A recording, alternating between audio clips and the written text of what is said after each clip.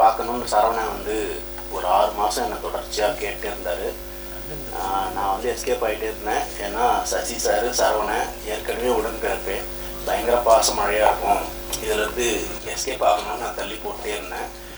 ஒரு நாள் வந்து எல்லோரும் நாங்கள் ஃப்ரெண்ட்ஸ் எல்லோரும் பார்க்கலான்னு முடிவு பண்ணி அந்த படம் போட்டோடனே ஒரு ஃபஸ்ட்டு ஒரு 10-15 மினிட்ஸ் வந்து அப்படி நார்மலாக போயிட்டு இருந்தது. சசிகுமார் லுக்ஸ் வந்து ஸ்டன்னிங்காக இருந்தது. போக அந்த படத்தில் வந்து வர சீன்ஸும் அதில் இருக்கிற பர்ஃபார்மன்ஸும் வந்து பயங்கர கனெக்டடாக இருந்தது. ரொம்ப நிறைய விஷயங்கள் வந்து பயங்கர அதிர்ச்சிகரமாக இருந்தது பார்க்கறதுக்கு. ஸ்டில் நான் வில்லேஜ்லேயே இருந்திருந்தா கூட எனக்குமே இந்த விஷயங்கள் வந்து ரொம்ப ரொம்ப ஸ்டன்னிங்காக இருந்தது.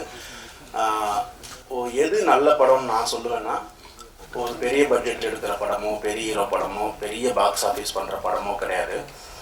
ஒரு ஹியூமனை வந்து பெட்டர் ஹியூமன் பீயிங்காக மாற்ற முயற்சி பண்ணுற படங்கள் தான் நல்ல படங்கள் நான் சொல்லுவேன். நந்தன் வந்து நம்மளை பெட்டர் ஹியூமன் பீயிங்காக மாற்ற முயற்சி பண்ணது. இது வந்து விராசரணன் வந்து பத்திரிகை தொழில் வந்திருக்காருன்றதுக்காகவோ, சசிகுமார் சார் வந்து பொருட்காட்சியில் வச்சு பாதுகாக்கிற அளவுக்கு நல்லவர்ன்றதுனாலையும் இல்லை. இந்த படம் நல்ல படம், அதனால் கண்டிப்பாக எல்லோரும் சப்போர்ட் பண்ணுங்கள். நன்றி. அதாவது ஒரு நல்ல கதையை நம்ம பண்ணிட்டா போதும், அது செலக்ட் பண்ணிக்கிட்டு யார் யார் தனக்கு வேணும்னு நம்ம யாரையோ நினச்சி எழுதியிருப்போம். ஆனால் அது செலக்ட் பண்ணி கூப்பிடும், வா சசி வா, நீங்கள் வாங்க நீங்கள் வாங்க நீங்கள் வாங்கன்னு கூப்பிடும். அப்படி அதுவாக தன்னை டிசைன் பண்ணிக்கிட்ட ஒரு படம் தான் நந்தன் நான் நினைக்கிறேன். ஏன்னா அப்படி தான் இதுக்குள்ளே நானும் வந்தேன். நான் வந்தது எனக்கே தெரியாது. திடீர்னு ஒரு நாள் எங்கே இருக்க அப்படின்னாங்க. நான் வந்தேன், சும்மா சசியை பார்க்க போனேன், பேசினேன். சரவணன் சார் வந்து இந்த மாதிரி விஷயம் அப்படின்னா நல்லா இருக்கேன் அப்படின்னா, இது நீங்கள் தான் பண்ணுறீங்க அப்படின்னா, இது அதை விட நல்லா இருக்கேன், சரி வாங்க பண்ணிடுவோம் அப்படின்னு சொல்லிட்டு அப்படி பண்ண ஒரு படைப்பு. சரவணன் உழைப்பு வந்து ரொம்ப அளப்பரியது. ரொம்ப முதல் படத்துலையும் 2வது படத்துலையும் அவருக்கான இடம் கிடைக்கலையேன்னு எனக்கு ஒரு பெரிய வருத்தம் இருந்தது. இந்த படம் அது எல்லாத்துக்கும் சேர்த்து ஒரு இடத்த கொடுக்கும். சரவணன் வாழ்த்துக்கள். என்னன்னா, இந்த சமுதாயத்தின் மீது பேரன்பு கொண்டவன் ஒரு எழுத்தாளனாக இருந்தால் எழுதி தீர்ப்பான், ஒரு பாடலாசிரியனாக இருந்தால் பாடி தீர்ப்பான், ஒரு படைப்பாளியாக இருக்கும்போது தன்னுடைய கோபத்தை படைப்பில் தான் காட்ட முடியும். நிறைய நிஜங்களை பேசக்கூடிய ஒரு படைப்பு. அப்படி இருந்தது. படம் பார்த்துட்டு அப்படியே வெளியே வரும்போது ஒரு மாதிரி ஆயிடுச்சு. எனக்குலாம் அண்ணனை அவ்வளோ பிடிக்கும். நாங்கள் 2 பேரும் சின்ன குழந்தைங்க மாதிரி கொஞ்சம் விளையாடிட்டு இருப்போம். ஆனால் அவர்கிட்ட பேசவே இல்லை. நாங்கள் இன்னைக்கு தான் பார்த்தேன். அவ்வளோ கோபம் வந்துருச்சு. அது வந்து அது ஒரு நடிகராகவும் இந்த கதை அந்த தாக்கத்தை நம்மளை உண்டாக்கி இருக்கிறது அப்படின்றது தான் ஒரு பெருமகிழ்ச்சி எனக்கு. சசி வந்து ஏன்னா கூடவே இருந்திருக்கேன், நான் அப்படி பார்த்துருக்கேன், அவனை பற்றி பார்த்துக்கிறான் நான். ஆனால் திரையில் அதாவது ஒரு ஃபைட்டர்ஸ் அடித்தா கூட அடிக்கிற மாதிரி நடிப்பாங்க. ஆனால் நிஜமான ஆட்களுக்கு நடுவில் விட்டுட்டோம்னு வச்சுக்கோங்களேன், அவங்க நடிக்கிறன்ற பேரில் அடித்தே கொண்டுருவாங்க. அதுதான் நடந்திருக்கு.